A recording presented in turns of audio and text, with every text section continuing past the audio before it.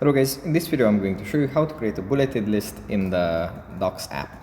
But before that, don't forget to subscribe, leave a comment down below, because at 10,000 subscribers I'm going to show you my whole YouTube revenue statistics and growth strategy. So without further ado, let's just jump right into it.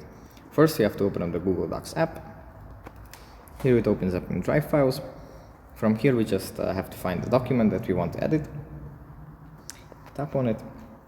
Then here we have to tap on the pencil icon in the bottom right corner.